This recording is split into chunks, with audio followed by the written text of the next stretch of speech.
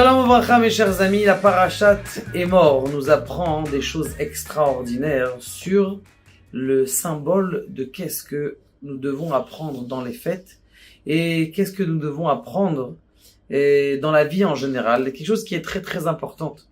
Parce qu'on a toujours l'habitude, surtout aujourd'hui dans notre génération, de regarder les choses qui sont extérieures sans regarder les choses qui sont intérieures.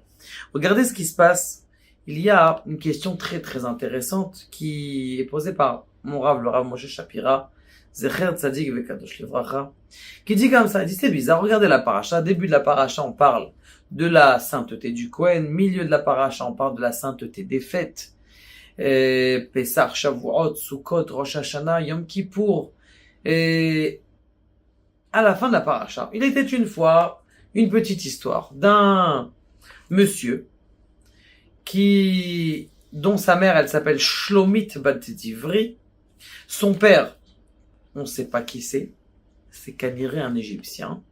D'ailleurs, la seule juive qui est partie avec un Égyptien et qui a eu un enfant. Donc, c'est ce garçon-là, eh bien, il entend qu'il n'aura pas d'héritage dans le peuple d'Israël, puisque son père n'est qu'un Égyptien. Donc il fait pas partie des 12 tribus. Donc si c'est comme ça, on se pose une question qui dit comme ça, Vayotse Ish. Il y a un homme qui est sorti, et Vaikalel, et il a blasphémé, Lor Alenu, Lor Alechem, je veux même pas dire le mot de qui. Donc, Moshe Rabbeinu, il entend ça, un blasphème contre eux. Comment c'est possible? Ce qu'il fait tout de suite, il sait pas quoi faire. Moshe Rabbeinu ne connaît pas la halakha. Il le prend, il le met en prison. Le temps qu'on l'a attrapé, une fois qu'on l'a attrapé, on le met en prison, et il va demander à Kadosh Baruch Hu. Kadosh Baruch Hu lui parle, il dit tu le prends, tu le lapides.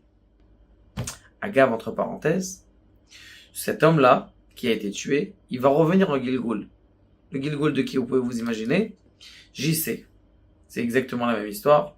On connaît pas trop c'est qui son père. Sa mère, on la connaît. Et d'ailleurs, pourquoi est-ce que Shlomit Bat Divri, elle s'appelait comme ça? Shlomit, c'était son nom. Parce qu'elle disait Shalom. À Divri, elle parlait d'Ibour, elle parlait à tout le monde. Tous les hommes, ça va, qu'est-ce que tu racontes? Genre l'influenceuse. Vikitsour, et bien sûr, elle a trouvé un Égyptien. Et donc cet Égyptien-là, il lui a fait un enfant. Cet enfant-là, il est pas très content. Il voit que il y a des ségrégations qui sont faites entre lui et l'autre peuple. Et on le prend et il est lapidé à la fin. Très bien. Maintenant, bon, alors là, tu fais une paracha.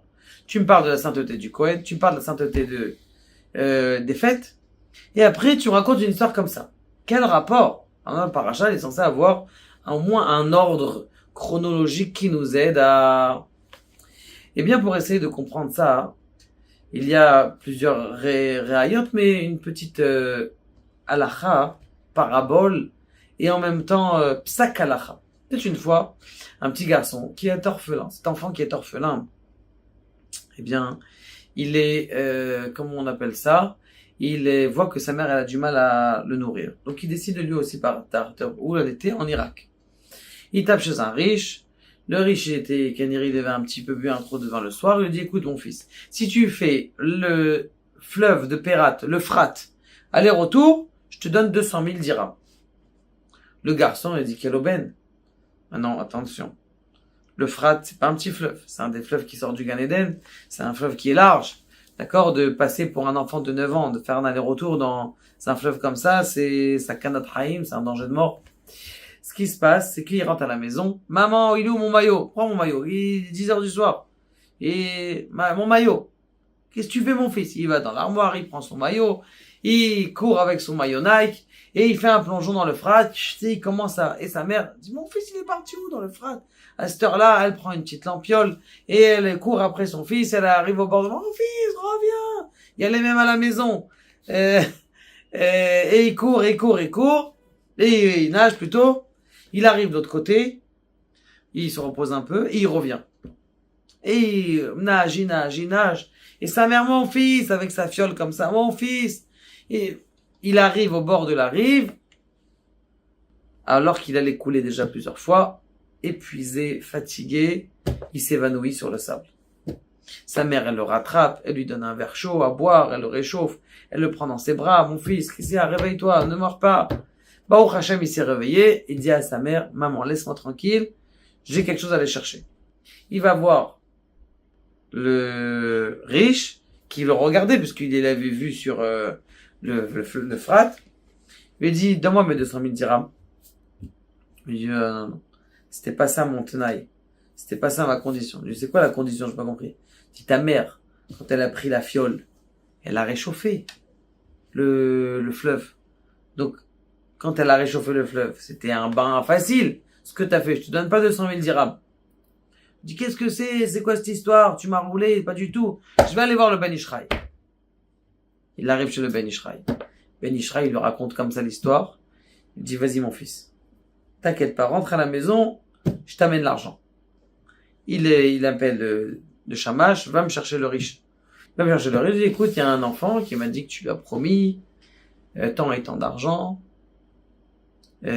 Pourquoi tu lui as pris son argent? Il lui dit, Kvod Arav et tout ça. Il dit, attends, avant de me répondre Kvod Arav, tiens, prends un petit café. Il a allumé une bougie, il a allumé Rabbi Meir Ba'alanes, Rabbi Shimon Bar Yochai, il a allumé 2 bougies comme ça. Il lui fait un café. Vous savez, les cafés de l'époque, il faut bien le chauffer pour que ça ait du goût. Il a pris le café, il a mis dedans du café dans l'eau froide, et il a dit, à la bois, Shakol, Ba'orata Hashem, Shakol Amidor. Berk. Kvod Arav, vous avez pas assez chauffé le café. Non, t'inquiète pas, ça va chauffer. Je dis, mais comment ça va chauffer? Vous avez la wifi ou quoi? Comment ça se passe? Ça chauffe comment? Il dit, ça va, t'inquiète pas, ça va chauffer. Bois encore. Il boit. Mais Kvod Arav, j'arrive pas. Bois encore. Il boit. Rav, c'est froid, ça chauffe pas. Il dit, mais à quoi ça va chauffer? Tu vois la lumière là-bas pour Rabbi Meir Balanes. Rabbi Shimon Bar Yochai, il est en train de chauffer ton café. Il dit, mais Rav, arrêtez. Toi aussi, tu t'es foutu du...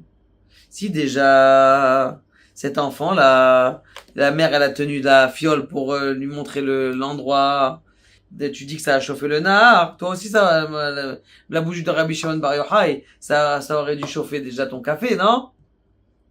Il lui dit non. Il lui dit, vous avez raison, donne-lui cet argent. Ils ont appelé l'enfant. Il lui dit, mais comment t'as passé? Il lui dit, plusieurs fois j'allais couler. Mais quand j'ai vu cette petite fiole de ma mère, elle me dit, rentre à la maison, ça m'a donné le courage d'avancer. Juste une petite étincelle de pénimiou d'intériorité. Même si à l'extérieur, l'endroit, il est terrible. Eh bien, cette étincelle à l'intérieur, elle te fait vivre. Il dit, c'est bidiouk la même chose, mes chers amis. On a 3 fêtes. Ces 3 fêtes, elles portent un sens. Une petite fiole qui est là. Elle porte un sens. Nous, qu'est-ce qu'on fait dans les fêtes? Ah, ouais, tu vas manger quoi? Le msouki. Ah non, nous, on mange la soupe au fèves. Et toi, tu manges quoi? Moi, le zarban avec la tchouk-tchouka. Et toi, tu manges quoi? On fait que de l'extériorité. Il vient le Mekalel. Vayotse Ish Mekalel. Le Ish Mekalel, il vient, il sort. Qu'est-ce qu'il veut te dire, il sort? Il vient t'expliquer qu'est-ce que c'est les fêtes. C'est quoi les fêtes? Al Yetse Ish Mekomo. Un homme, il doit rentrer dans lui. On a expliqué dans un autre cours que la fête de Pessah, elle est censée t'amener à apprendre à faire du bien. La fête de Sukkot, d'être rigoureux dans ta vie, dans ton travail. La fête de Shavuot, d'apprendre à te connaître à toi et à te développer à toi-même.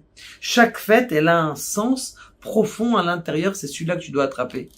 Le Mekalel, lui, il a pas compris. Il a regardé l'extérieur. Il dit, moi, j'ai pas d'héritage. Quel rapport? Tu peux étudier la Torah, même si ton père, il s'appelle Christian et qu'il n'est pas de chez nous. Tu peux étudier la Torah, tu peux rentrer dans la pnéumiote. T'as regardé de regarder l'extériorité. Les fêtes, elles sont là pour l'intériorité. C'est pour ça qu'il y a une juxtaposition entre les fêtes et le Mekalel. Parce que le Mekalel, Vayotse, il a sorti. Il est sorti du monde. Toi, les fêtes, elles sont là pour que tu rentres à l'intérieur du monde. Tu rentres, tu fasses une ascèse, comment on appelle ça? Une connexion profonde entre toi et ton âme, entre toi et ta Emouna, entre toi et ta Simcha, la fête de Sukkot, la Simcha. Combien on doit avoir de Simcha dans notre génération? Et que grâce à ça, eh bien, en comprenant cette paracha, eh bien, on va comprendre, Ba'azrat Hashem, toutes les, comment on appelle ça, les choses de façon intérieure, pas les choses que extérieures. Et de sortir de ce monde-là, qui ne regarde que de la façade, que de l'écran, que de la façade.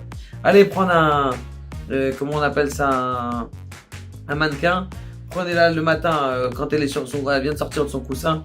Elle a la même tête que ta femme, crois-moi. Baruch Adonai, elle aura la même tête.